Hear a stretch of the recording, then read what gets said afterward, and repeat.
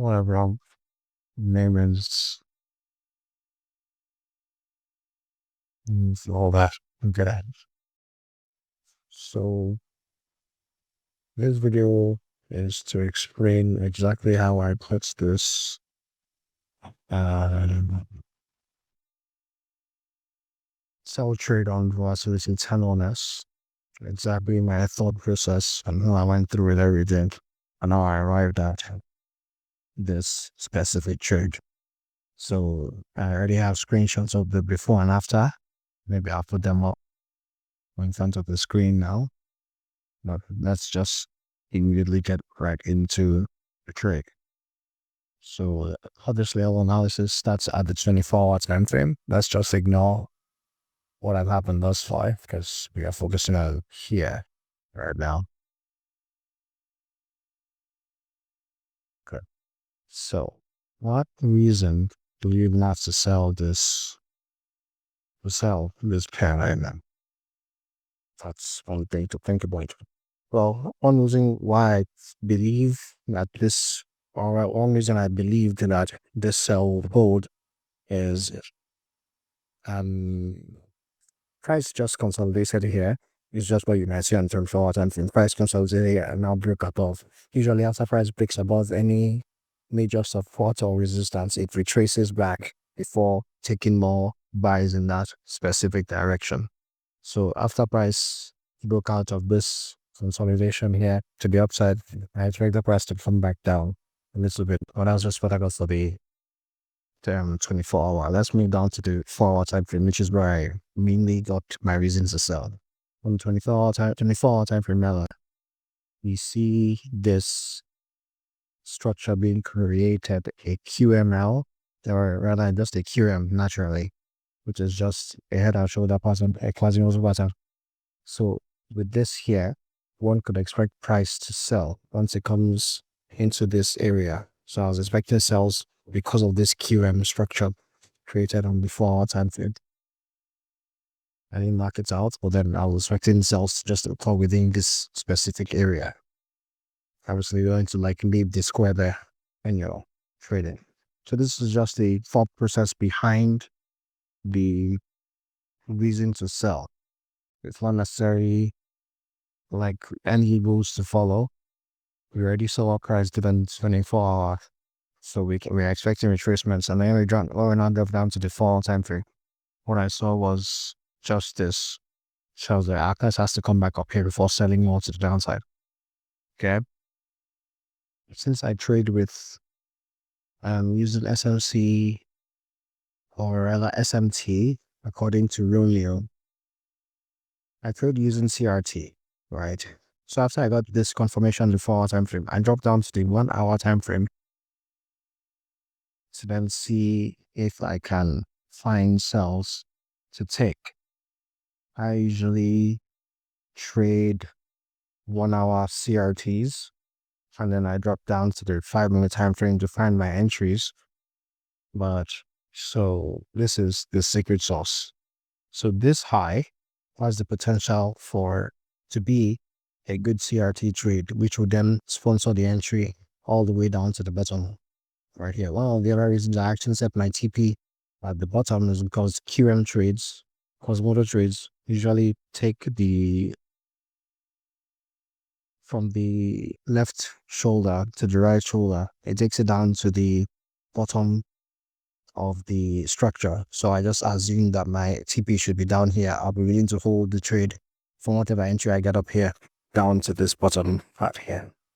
So I'll bring it back into your perspective for a while. So that's right. What do you have here? We have this high, this candle range high, and this candle range low. In fact, let me just delete this and just analyze from the beginning. So we have this candle range high, we have this candle range low. That's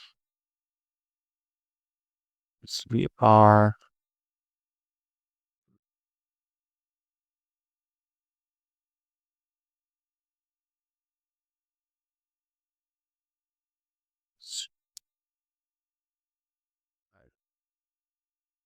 And then last thing I want to mark out would be, for anyone trading CRT, I really recommend this. Is just knowing where the 50% is. This would be an indicator to break even your trade, so that you're out of the trade and you're completely risk free.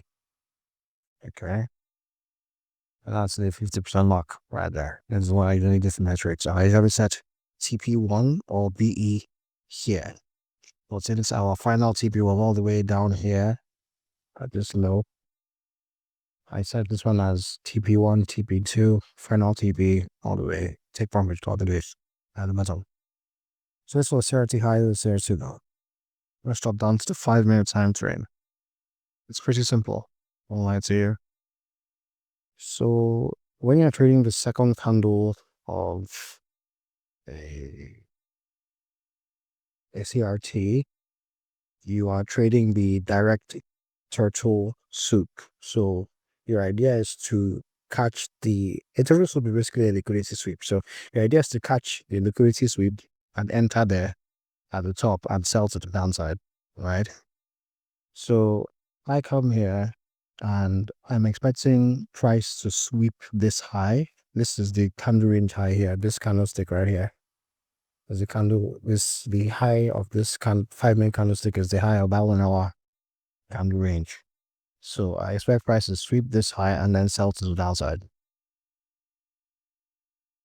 This is what it looked like on the 1 hour at that time, what I was expecting price to do.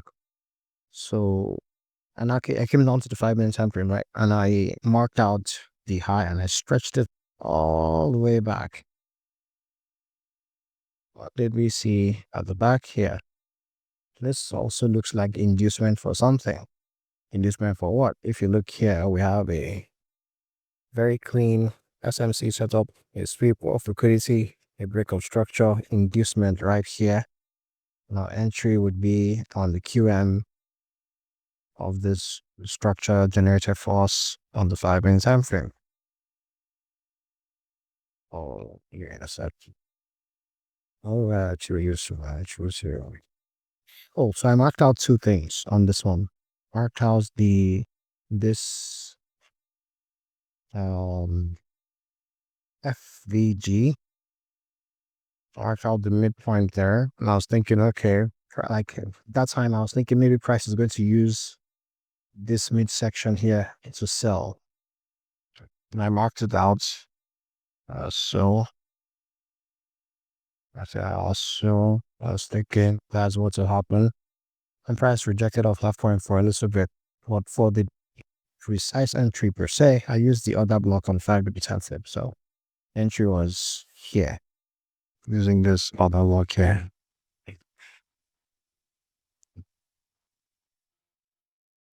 Let's see. Yeah, this is what I'm looking at. So